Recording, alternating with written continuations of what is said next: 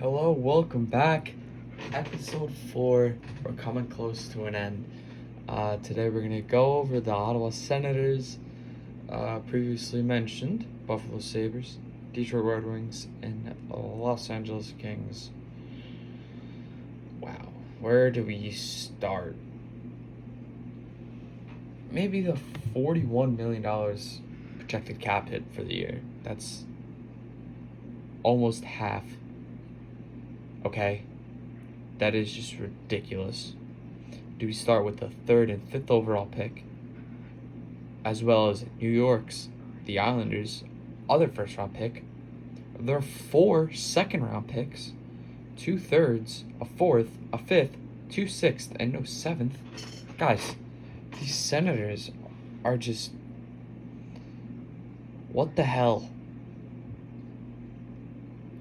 That's all I gotta say. Yeah, they gotta sign a lot of their forward core this year. But at the same time, it doesn't matter because most of them are RFAs.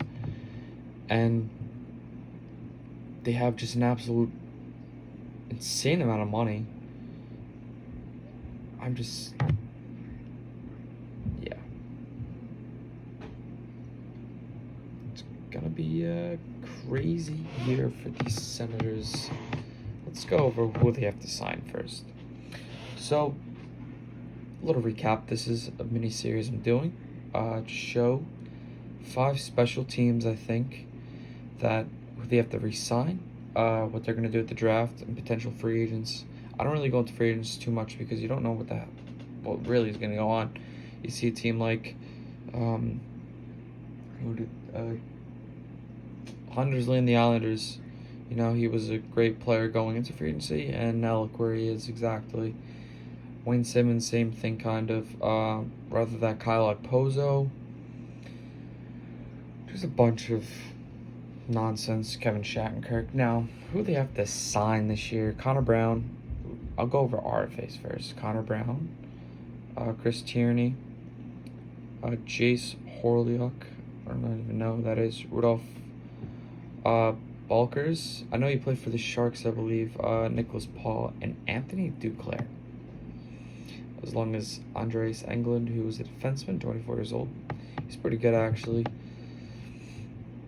The UFAs you have to sign this year is Scott Sorburn, Matthew Pekka, Ron Hainsey, Mark Borowiecki, Craig Anderson, who I think is going to retire because Marcus Hogberg and Anders Nilsson's probably going to take over, in complete honesty. Gabrick's on IR, and he's probably going to retire, but he doesn't want to lose that money.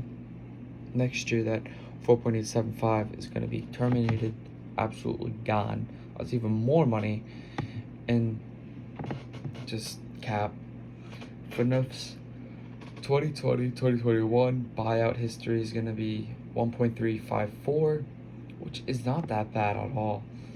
But I mean, geez. This year, they have $39 million in cap space. Almost every single team in the NHL is struggling with cap because of the flat cap for the next God knows how many years. They have almost $40 million to sign just absolute crap players. The best player, maybe, I don't even know, Connor Brown? Maybe Andreas Englund, but because Hainsey's probably going to retire. He's 39. He's not that good. Anderson's probably going to retire. He's really close to 40. I mean, Jesus Christ, this is crazy. I don't even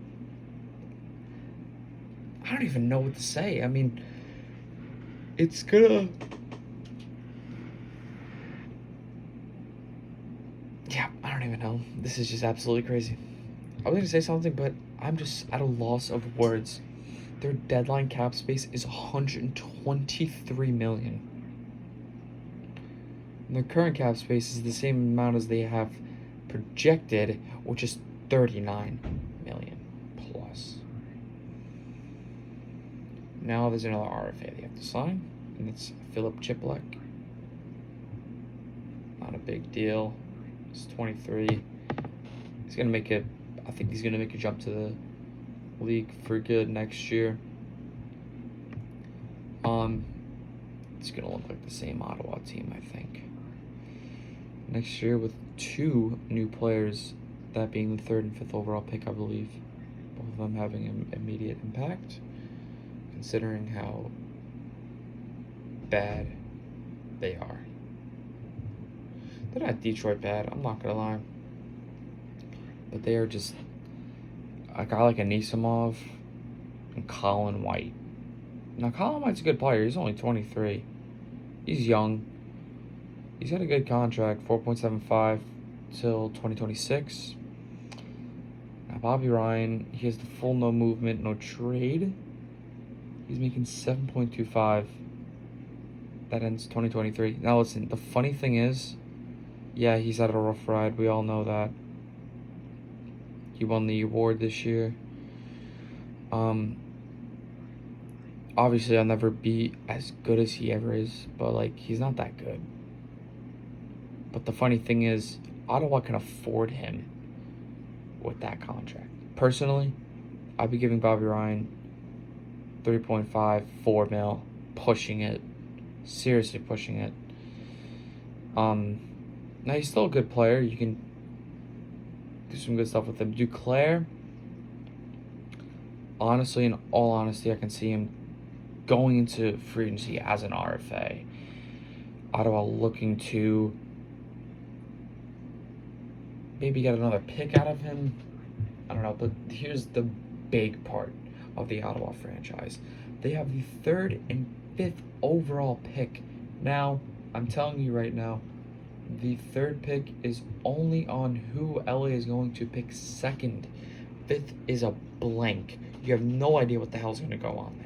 I'm telling you right now, you don't know what you're going to get the 5th overall pick. 1st overall pick stands as Alexis Lafreniere. It has to be. 2nd overall, Byfield Stützle. I went over LA and I said Byfield's going to be taken 2nd overall. Now, I've seen Byfield going 3rd a lot, but you look at LA, like I said, they always go big, and they want a guy like Byfield, another center, just to build around. Now, Stützle can play center as well, but Byfield, I think he's been a consensus number 2 for kind of a while, and Stützle came out of the blue this year. Obviously, he was a projected 1st-round pick, although we didn't know he was going to turn into a top 3, at the very least, maybe even a top 2. Now, Ottawa is stuck with Stützle or Byfield. Personally, that is just unfair. It's kind of like the Kako Hughes situation with the Rangers. Rangers can hold back. They don't have to make a bad decision because they can't make a bad decision. It's either Kaapo Kakko or Jack Hughes, right? Obviously, they got Kaapo Kakko, who I'm totally okay with. I think any franchise would be totally okay with a guy like Kaapo Kakko. Now you look at number 4, Detroit. A lot of people are saying Cole Perfetti. Some saying Lucas Raymond. Some saying, crazy enough, Marco Rossi. Another center. Ottawa, okay, hypothetically, let's just say Detroit picks Cole Perfetti. The 5'9", almost 5'10", left winger from the OHL. Good scorer. Ottawa's stuck with a bunch of players. Now, personally, I don't think they picked Drysdale or Sanderson. I'm seeing a lot more Sanderson in the top 8 recently, and Drysdale getting pushed back. Why? I don't know. I think it's because of the... I don't know, because it's weird. I think Sanderson might be a better player right now, although Drysdale's definitely by far the best skater. Now, Ottawa's stuck with a couple of people here. Personally, I think they go with a safe bet in Lucas Raymond, the 5'10" left winger from Frölunda in the SHL. He's 168 pounds. That's pretty light, considering he's 5'10". You know, he's got to bulk up a little more. You look at a guy like Stützle. I'm pretty sure he gained like almost 30 pounds in like pure muscle over the course of this year. playing for Mannheim in the DEL. Now, Ottawa, you look at their D-core, obviously the big name Thomas Chabot, then Nikita Zaitsev, Mike Riley, and I think they're going to sign Mark Borowiecki this year, as long as Andreas Englund. Now, would they go for the big shocker and pick Drysdale? I wouldn't call it a shocker, but at the same time, they don't need him. You get a guy like Raymond just in case Duclair walks, along with all these other guys that might walk. You probably get a guy like Raymond at number 5. You can also pick Holtz, who is projected to go 7-8 range, 7-8-9 ish. Can go completely off the board almost and pick Lundell, who's projected 10-11-9 area, or another center, Marco Rossi, who's 7-8-9. Although I've seen him go a little higher in some people's drafts. Now, they could always trade that 5th pick, get a little back, but at the same time, yeah, I don't know. I really do not know.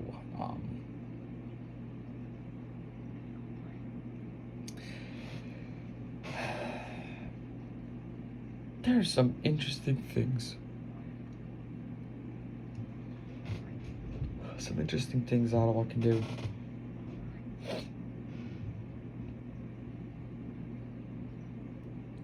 There's the potential. I heard people talking about trading those picks. Now, the 3rd overall being San Jose's and the 5th being their own.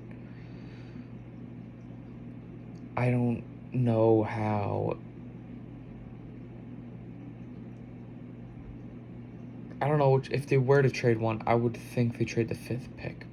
You can't piss up a guy like Stützle or Byfield.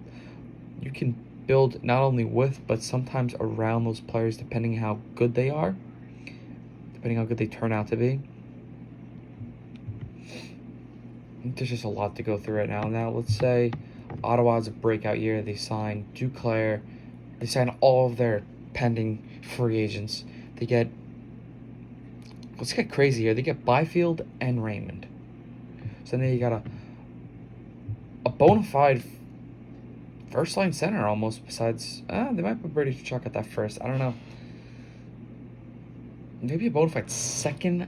Okay, your second line can look like this. Ready for this? Stützle, Byfield, maybe Duclair,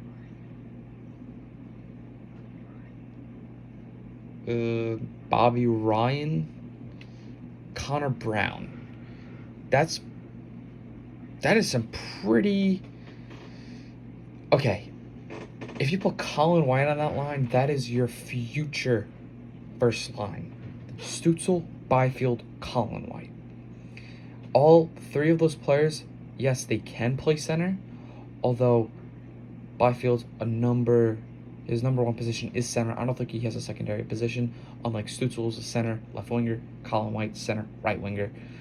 Colin White signed throughout 2026.